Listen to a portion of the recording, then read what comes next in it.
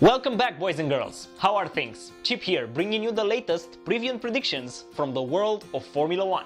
With the European races done and dusted, the circuit moves east to the very hot and very humid Singapore. That's right, round 15 of this F1 2018 championship comes from the original F1 night race circuit. And I have to say, I was never a fan.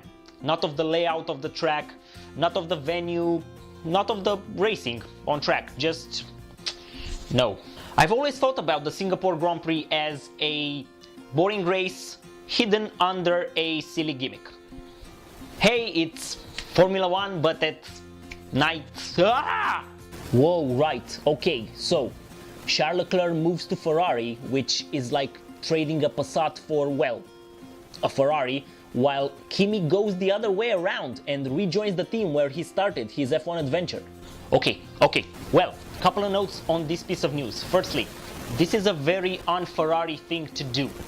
Historically, they've always preferred proven, dependable talents in their cars. To put Leclerc's signing in a bit of context, come Australia 2019, he will be the youngest Ferrari driver for the last 58 years. Only the late great Ricardo Rodriguez was younger than Leclerc will be when he made his Ferrari debut at Monza in 1961. This is quite possibly the biggest step an F1 driver can make, get a racing seat at Ferrari. So congratulations, Charles. Your personality, talent, work ethic and beliefs paid off big time. As for Kimi, well, I am as biased as humanly possible about him. I've witnessed those glorious years in Kimi's career from 2003 to 2007. Those were the years when Kimi was at his absolute best. Adding the fact that we share a nickname, and yeah, well, you can understand why I am supremely glad that he will be on the grid next year, and possibly even in 2020. Professionally, is his move to Sauber a good one? Who cares? Who cares? He won't win another championship. He might not even win another Grand Prix. But for Kimi, the man, this move means that he will be in a team with less political BS, less PR BS, and with a racing attitude that fits his own. So good on you too, Kimi. Now, back to the action this week. Being a street circuit, Singapore requires some monstrous levels of downforce, a good traction out of the corners, and an ERS system tuned to the max. Basically, what Ferrari has. On the other hand, asphalt grip and tire stress are both in the low region of the spectrum, which means we are all set for a one-stop strategy. Because why the hell not? Although there are two factors to take into account. Firstly, rain is forecast for the weekend. Not necessarily during the quali or the race, but there is rain there or thereabouts. And the other thing, the compounds Pirelli will bring to this event. Softs, ultra softs and pinky hyper softs. That's right, no red supers for this event. With 61 racing laps round the 5-kilometer circuit, let's see how far those hypers can go. I'm guessing very long.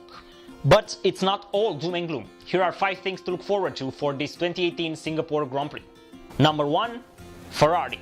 Monza was a massive disappointment for the red team, but now they can and should claw back some valuable points to Mercedes and stop their momentum too. It's not by any means a must-win race for Vettel and co, but he can't afford to fall further back points-wise to Hamilton. He has the fastest F1 car ever at his disposal, so now it's all about focusing on the job at hand. Number 2, Red Bull. From one victory contenders to the others. Red Bull failed to win a race ever since the Austrian Grand Prix back in July. That was a fortunate victory, but this weekend they really should be in contention. Being a street circuit, Singapore is much like Monaco, and we all saw there what Ricciardo could do with a failing car under him.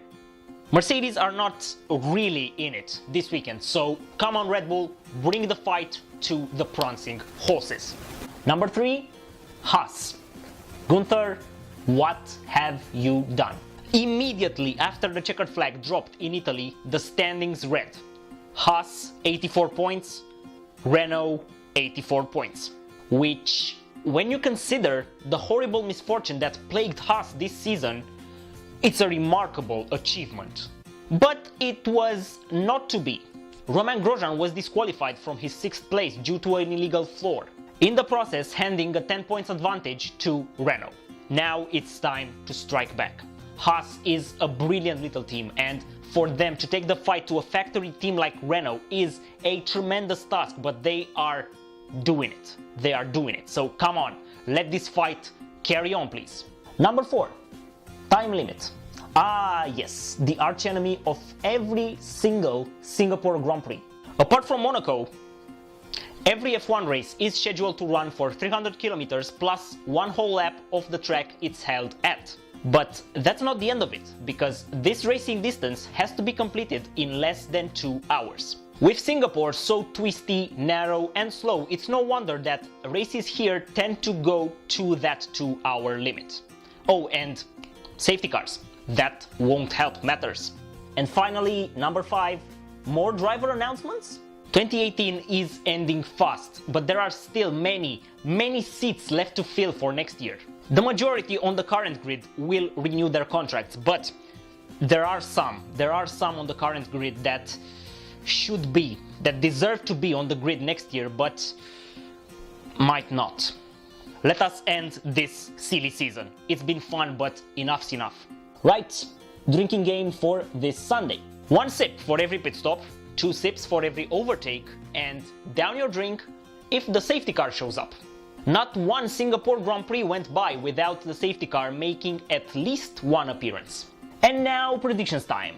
Even if it rains, which is quite a possibility on Saturday, pole position goes to Sebastian Vettel. Make it happen.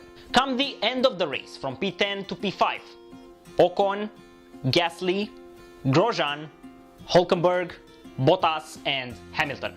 P4, Daniel Ricciardo, hopefully. P3, Max Verstappen. P2, Kimi Raikkonen. And the winner from pole position, Sebastian Vettel. And that's it for the preview and predictions for the Singapore Grand Prix. Do you agree? Do you disagree? Please let me know in the comments down below. Drop a like if you think I've earned it, share this video around on social media, and since you're here, why don't you subscribe for more Formula 1 content? It's 100% free. As always, I've been Chip. You can find me on Twitter at chip_DGS and on facebook.com/Digital Grandstand. See you next time, racing fans. Cheers.